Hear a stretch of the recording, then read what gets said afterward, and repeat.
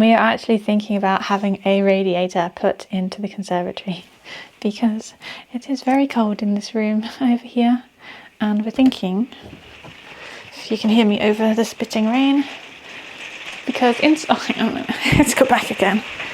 In here there is a radiator right there, and this is actually an external wall. So this was the original house, and then this room my dad built. So this is a thick external wall, which I don't know if it's going to be an issue.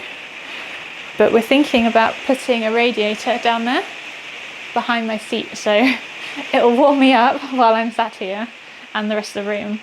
It will be slightly disguised behind the chair, and the plumbing is already in there. But obviously it's a thick external wall, so don't know if that's a problem. But I have, hang on.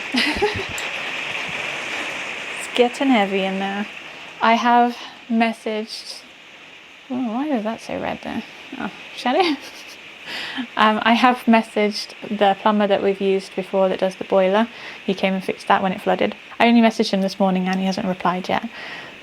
But hopefully we can have a radiator put in there, and then that room can be nice and warm throughout the winter, and that would be really nice because I like sitting out there because it's the sunniest room in the house. Even when it's a grey day, you get the sun coming down on you. Well, you get light coming down on you, not direct sunlight. And it just kind of wakes me up in the morning, which is nice. And it's a really bright room to work in. But now I think I should go outside. I was hoping that Chip would come visit while I'm in the workshop, but because it's raining, he's not going to be out, which is a shame. Maybe if the rain disappears for a bit, he might come out. But I'm going to go and start doing some mugs, make some pottery, and we'll have some to list on the website. And I will have US shipping open again soon. I discovered that I also need to have made in Great Britain stickers for wherever the product is made. The US now requires every single item to have a sticker on it saying where it was made, either a sticker or a label. And that's fine for the clothing items because they're in the tag. But the things that I make, I have to now stick a label on. Rain is getting so heavy. I wish I'd gone outside a minute ago now. Oh, I have to put a raincoat on. This is why I want a workshop that is either connected to the house or like a big building that's got everything in it as a separate building to my house, so that I don't have to get dressed for outside to go to work. I mean, I know that's what most people have to do because not everybody works at home. I get to work at home. It's supposed to mean that I don't have to go outside in the rain. The coat is on the list of things to do at the moment. It's not actually that cold, so I don't really need it just yet. And I want to do something other than sewing for a little bit. Give my brain a break from sewing machines and patterns and things, so I can just relax with some clay and hope I remember how to throw. Yes, I am procrastinating. I want the rain to ease off. Let's brave the rain. You too. You're going to get rained on. This is how we're going outside.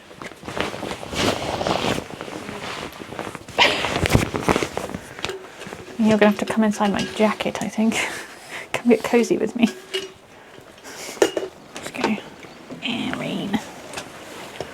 Oh, get off my finger. The keys are stuck on my finger. Ew. Door's stuck. Jeez. We're in. I know I said in a previous video that I wanted for Halloween to do my hair split dye, to have that side like a dark blonde and the other side a light blonde that it is. But I ended up falling in love with my hair how it is, so I haven't done it. I would still love to try it, but I just really like the way it looks right now, even though it looks a bit scraggly from my workout and putting my coat on. But I kind of curl my fringe so that it's quite tight up here, and then it usually goes like all messy, and I really like the colour it is. So I'm sticking with this, whether you like it this way or like it when I experiment. I'm sure I'll experiment again in the future. I have a note on my phone with all of my clay weights and sizes and like where I throw something to, like the width of it and the height and everything. Helps to keep things consistent. Oh, it's a little dry in here. This bag of clay is a little stiff. it's not going to be too hard to throw with. It's been a while. I need 700 grams. Hello? There we go. I'm not sure how many to make. I don't know how many I'm going to go through, just remembering how to do it. Okay, let's start with 4. I'll probably come back and do more. This is how long I've not been out here. This is usually filled with water up to about here. This is my throwing water on the wheel. That's just a sludge of clay. So I'm going to try to scoop that out. What scooping devices have I got? I don't really have spoons out here. Oh, that's a nice slip. Actually, that's a really nice slip. I think I need to put that in a slip bucket. It's a lava fleck slip, which is the type of clay that I use the most. So it's what's going to be primarily in this. The fact that there was no water in there is it's basically evaporated over the summer. I don't actually know when I last did pottery. A problem I'm going to face is I have long fingernails at the moment. So this is going to be very difficult to throw. I know people do throw with long nails. I always end up gouging the sides of my pots.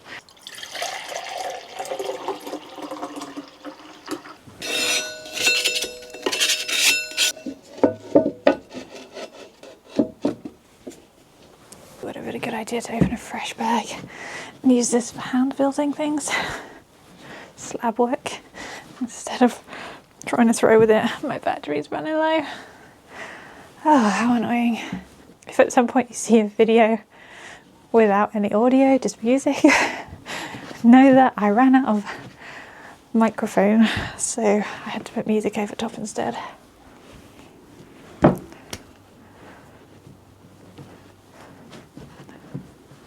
I'm going to film the first one, which is probably going to go wrong, but that's what we're doing anyway. Also, I need to warm my wrists up. My hands are quite cold and my wrists are sore. They're going to be even more sore in a minute. I am so out of practice. I don't remember how long ago I threw anything on the pedal. Ew, cobwebs. Spiders everywhere. Gonna need lots of water in here.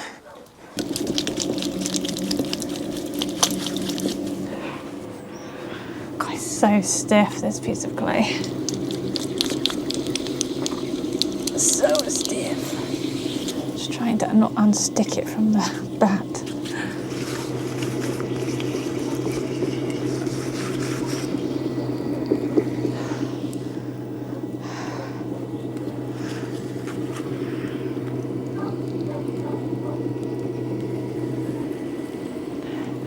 This step is called coning.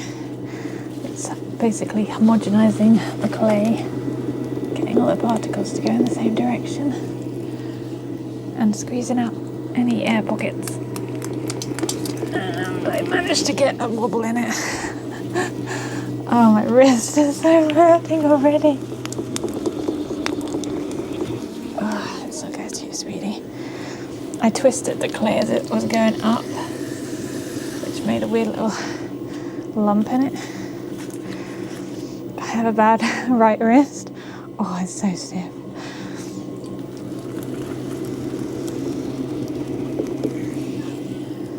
Just trying to even out that bit that went a bit weird in the middle.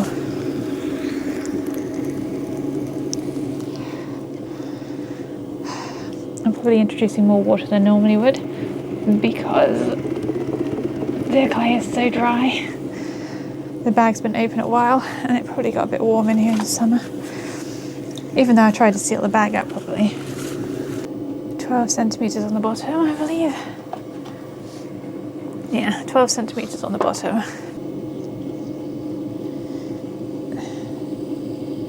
Here's where we start to have issues with my long nails. I can see there's a little hump in the middle there, around where my nail was digging in. Oh dear, this is going to be difficult because those nails are quite long. They're longer than I'd normally have them. I've got gel on, so this one actually is the shortest, but I normally use my middle finger. Oh, I might actually find some of this easier now that I've got a stronger upper body. A lot of this is determined by your strength. I'm not used to throwing with long nails.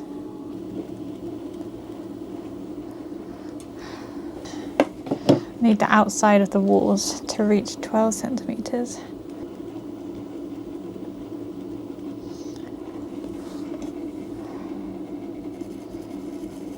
Okay, we're just about there. And the inside needs to be 11. Definitely 11. Throw inside to 11, yeah. That's still stiff. These wheat sponges, they need liquid, they need water to soften up and become a sponge, otherwise they're rock solid.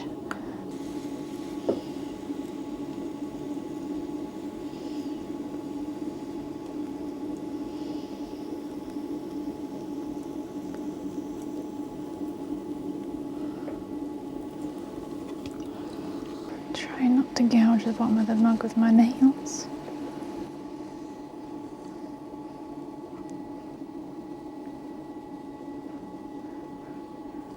Get up to 10.5, I think.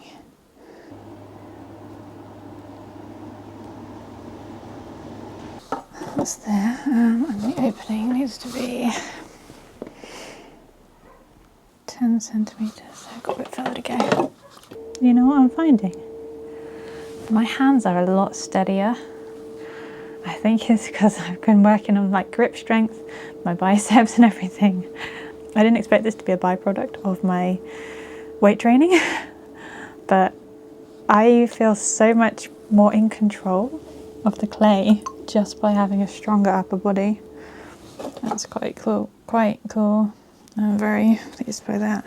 I'm hoping that the relaxing clay work will help me sleep. Okay, height looks good. Opening is not yet there.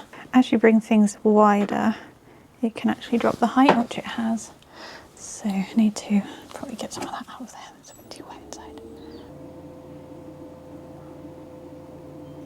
Okay, I think I might be able to do that last little bit of height when I straighten the sides up. Also need to trim the skirt.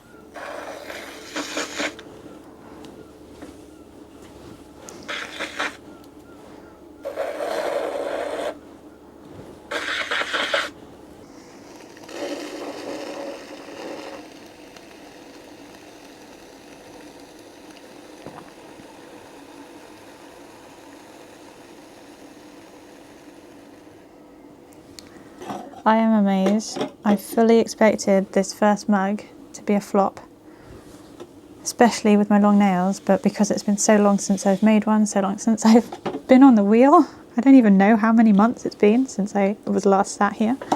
So yeah, I was fully expecting this one to not work, because that's usually the case. But I'm putting it down to newfound upper body strength, making me stronger, having more control over the clay. Amazing. Finding more and more weird byproducts of doing weight training. I never knew it would be such a useful thing to do, outside of just being stronger for your body. That's my mug shape. That's what I always like to go for nowadays. It's wider on the bottom, so it's nice and stable. It's quite tall, good capacity, and then a weird indent there. Weird indent, let's get rid of that.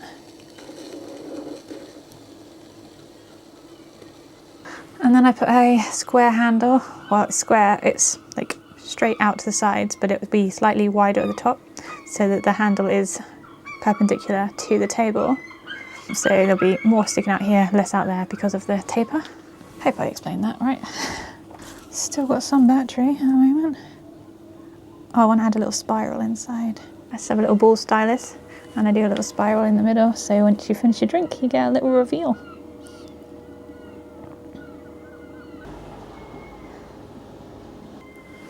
There we go.